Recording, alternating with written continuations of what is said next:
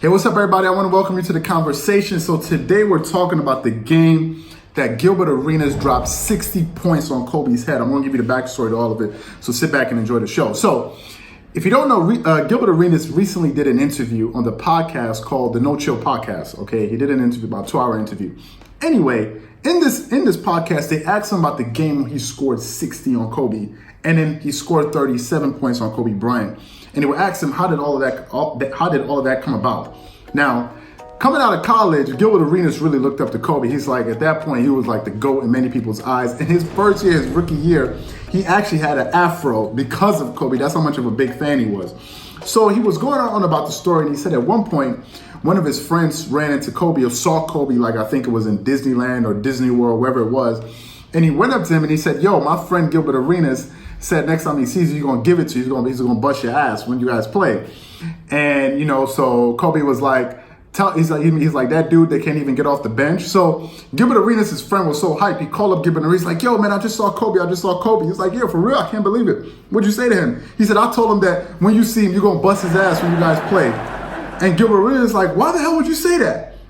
This is the greatest player in the world right now. Why would you go ahead and say something like that? Why would you put me on the map like that? He's like, so what did Kobe say? Kobe was like, yeah, that dude that can't even get off the bench. And he was like, oh my God, man, why would you, he was like, really? That's what he said. So he said he was so pissed off at his friend, he ended up not talking to this guy for about 2 or 3 years. That's how pissed off he was. He's like, because why would you put a bullseye on me like that? But then when he sat back and thought about what Kobe said, I think he took it as a slight. He's like, damn, the dude can't even come off the bench. He's like, man, this is my idol. This is the dude, you know, I was looking up to all these years and blah, blah, blah, blah. That he going to come out and say something about me like that.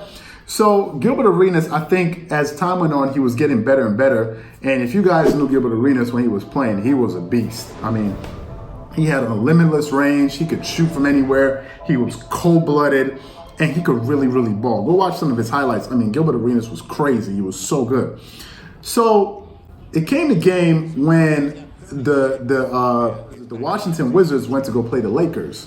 Okay, they went to go play the Lakers, and when they got there, you know, Gilbert Arenas was like, you know, he was hearing all the chirping back and forth, and you know, they were like, you know, Kobe's coming for you. Kobe's coming for you. So he called a 1-4 set. Apparently, what a 1-4 set is there's a clear out at the top of the key where 4 players fall back, and it's you against the other player. So he called this 1-4 set, but he was saying that before he did, he was going to get into some trouble with his coach, because if he called that, he was breaking up the offense because he wanted to go one-on-one with Kobe. So he was like, should I go one-on-one with Kobe for what he said to me, or should I just continue to run the offense? So when he called a 1-4 set, Kobe immediately came to pick him up at the top of the key. Now, when Kobe came to pick him up, Phil Jackson ended up calling a different play, which took Kobe off of Gilbert Arenas, but he really wanted to go at him. So they were going back and forth, and Kobe, he said Kobe went ballistic in the fourth quarter because they were up by like 16 points. And Kobe scored something like 17 points in the fourth quarter to bring the game back. And Gilbert Arenas tried to hit the shot to win the game, but he ended up missing. And Kobe was on him, and that game ended up going into overtime. Now, when they got into the overtime, DeShaun Stevens, who was playing with the Washington Wizards, said to Gilbert Arenas, he's like, yo, dude, you got 44 points on him right now. You're going to bust his ass. You're about to give him 50. And Gilbert Arenas looked up at the scoreboard. He was like, yo, I got 44 points. And it was that thing that he said to his teammate, DeShaun Stevenson, said to him, they put a battery in his back and got him so hyped up. So he ended up scoring 16 points in the overtime. 16. So he ended up scoring 60 points that game and beating Kobe's Lakers. And he was so hyped after that. He's like, yo, I just beat Kobe. You know, for him, that was the biggest thing. And he had about 200 of his friends at that game to see him do that. So they said he was so lit over that. He was so hyped, you know, that he just gave Kobe these 60 points. But then after that, word was going around the league that Kobe was not going to forget that. They said he was so psychotic of a competitor that he was gunning for Gilbert Arenas. He was coming for him. He said it was one thing that he scored these 60 points on him because a lot of things went his way that night for him to score that 60. But now, this time, Kobe said he's coming for you. He's coming to answer what you did. Like, you know, so Gilbert Arenas had asked him, like, yo, Kobe said he's gunning for you this next game. And Gilbert Arenas was like, yo, I'm going to drop 35 points easy on this dude. That's what he said. He said, I'm going to drop 35 points on him easy. So the next game, when the Lakers came to play, the Washington Wizards, the Lakers ended up actually winning that game. But Gilbert Arenas scored 37 points and Kobe scored 45 that game. But he said that game, he knew that Kobe was coming for him. He knew every time they got a switch and Kobe was on him, he was coming for him. And he said that's why you saw all those different crossovers and those highlights, because there was a game within a game. Now, why am I telling you guys all of this? Why am I just telling you this to get hype off of Gilbert Arenas and be like, yo, Gilbert Arenas is the man, or Kobe Bryant's the man? No. I'm telling you this to know, like, so you can know that in basketball and in so many sports, not just in sports, but in life in general, there's so many things that drive us to do so many different things. There's so many things that dig at you.